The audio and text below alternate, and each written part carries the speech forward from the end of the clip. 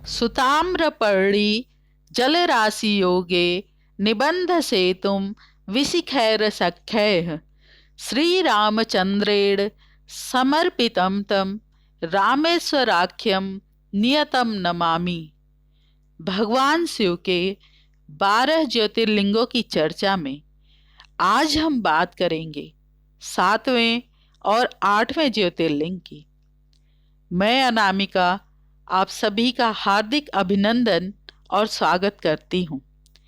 आइए बात करते हैं 7वें ज्योतिर्लिंग की। दक्षिण भारत के तमिलनाडु राज्य के रामनाथपुरम जिले में स्थित रामेश्वरम मंदिर भगवान शिव के 12 ज्योतिर्लिंगों में से एक है। पौराणिक कथा के अनुसार जब भगवान श्री राम लंका पर चढ़ाई करने के लिए जा रहे थे, तब इसी स्थान पर उन्होंने समुद्र से बालू निकाल के शिवलिंग बनाकर उसका पूजन किया था। ऐसा कहा जाता है कि श्री राम यहाँ ठहर कर जल ग्रहण कर रहे थे, तो उन्हें याद आया कि उन्होंने अपने आराध्य की पूजा नहीं की। तब उन्होंने बालू से शिवलिंग बनाकर भगवान शिव की पूजा की और रावण पर विजय का आशीर्वाद प्राप्त किया। एक और कथा के अनुसार जब प्रभु श्री राम ने रावण का अंत किया और वापस लौट रहे थे, तो ऋषि मुनियों ने श्री राम से कहा कि उन पर ब्राह्मण हत्या का पाप लगा है, इसके लिए उन्हें मुक्त होना पड़ेगा। श्री राम ने रामेश्वर के द्वीप पर ब्राह्मण हत्या के पाप से मुक्त होने के लिए रामेश्वरम में शिवलिंग की स्थापना करने का विचार किया। उन्होंने हनुमान जी को कैलाश से शिवलिंग लाने के लिए भेजा। हनुमान जी कैलाश से लौटने में देर किए, क्योंकि उन्हें कैलाश पर भगवान शिव नहीं दिखे और उनकी प्रतीक्षा में हनुमान जी तपस्या करने लगे। कुछ काल पश्चात हनुमान जी जब शिवलिंग लेकर लौटे, तो देखा कि शुभ मुहूर्त बीत जाने की आशंका से वहां माता सीता और प्रभु राम द्वारा बालू का शिवलिंग बना स्थापित किया जा चुका था। यह देख हनुमान जी को दुख हुआ। उन्होंने प्रभु राम से विनती की कि मेरे लाए शिवलिंग की स्थापना करिए। तब भगवान राम ने कहा, हे हनुमान, आप उस शिवलिंग को उखाड़ वहां पर ये दूसरा शिवलिंग स्थापित कर दो। हनुमान जी प्रसन्न हो उस शिवलिंग को उखाड़ने का प्रयत्न करने लगे, परंतु वह नहीं हिला। इस पर हनुमान जी निराश हो गए। तब उनकी प्रसन्नता के लिए उसी स्थान के पास दूसरे शिवलिंग की भी स्थापना कर दी गई। शिवलिंग की स्थापना के बाद भगवान राम ने कहा, मेरे द्वारा स्थापित किए गए ज्योतिर्लिंग की पूजा करने से पहले तुम्हारे द्वारा स्थापित किए गए शिवलिंग की पूजा करना आवश्यक होगा।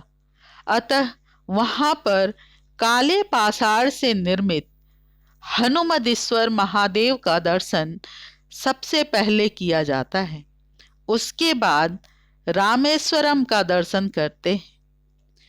भारत के उत्तर में जो काशी की मान्यता है, वही दक्षिण में रामेश्वरम की है। कहा जाता है कि गंगा जल से प्रभु की पूजा करने से मन की सारी मुरादें पूरी होती हैं। साथ ही आस्था के साथ यहाँ के पवित्र जल में स्नान करने से गंभीर से गंभीर बीमारियां सही हो जाती हैं। रामेश्वरम सनातन धर्म के 4 धामों में से एक है। अब हम आगे बात करते हैं नागेश्वरम ज्योतिर्लिंग पर। यह द्वारिका गुजरात के बाहरी क्षेत्र में स्थित है। सनातन धर्म के अनुसार नागेश्वर अर्थात नागों का ईश्वर होता है। इसलिए यह मंदिर विष और विष से संबंधित रोगों से मुक्ति के लिए प्रसिद्ध है।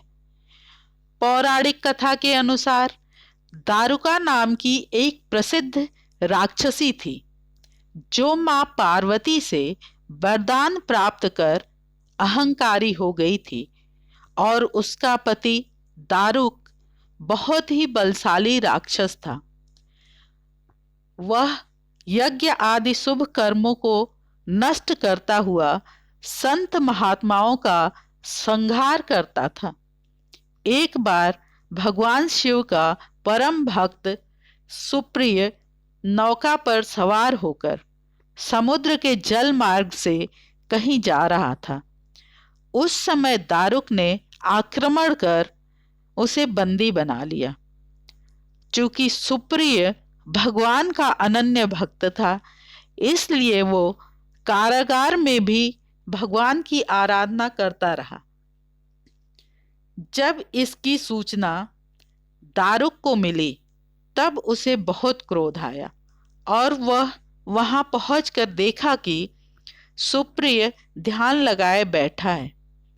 तब घमंडी राक्षस ने अपने अनुचरों को आदेश दिया कि सुप्रिय को मार डालो।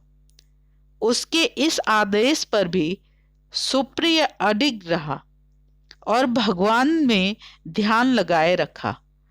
उस समय भगवान शिव प्रसन्न होकर सुप्रिय को दर्शन दिए और आशीर्वाद स्वरूप पशुपत अस्त्र प्रदान किए, जिससे सुप्रिय ने राक्षसों का संहार किया और अंत में शिवलोक को प्राप्त हुआ।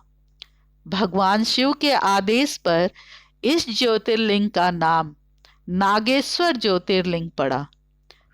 नागेश्वर ज्योतिर्लिंग के दर्शन करने के बाद जो मनुष्य उसकी उत्पत्ति और महात्म्य संबंधी कथा को सुनता है, वह समस्त पापों से मुक्त हो जाता है तथा संपूर्ण भौतिक और आध्यात्मिक सुखों को प्राप्त करता है।